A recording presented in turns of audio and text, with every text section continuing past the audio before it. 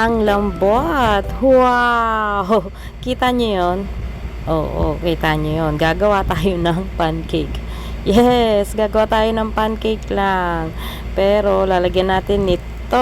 Yan, ng choco chips ang ating pancake. Dahil mahilig nga kami sa pancake at favorite nila Mia ang pancake with choco chips. So, gagawa tayo niyan. Ito ang kanyang magiging breakfast at ang kanyang magiging baon. So, request niya nga ito. Lagyan ko daw naman ng chocolate chip ang kanyang pancake. So, last time, ang nilagay natin ay yung saba. So, ayan. May baon at breakfast na si Ate Mia.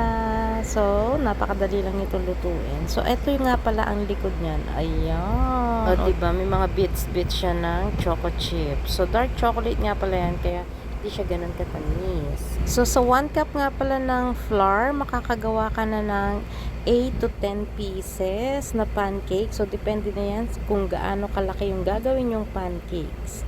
Ayan, 'di ba napakatipid? Ang laking tipid at ang sarap pa for sure na magiging baon ng inyong mga kids. So, optional naman yung chocolate chip kung anong gusto ninyong ilagay na topping, pwedeng-pwede na paborito ng inyong mga kids. So, ayan, luto na ang isa ulit. Ayan siya, oh, 'di ba? May bits siya ng dark chocolate chip. So, talaga namang magugustuhan nito ni Ate Mia.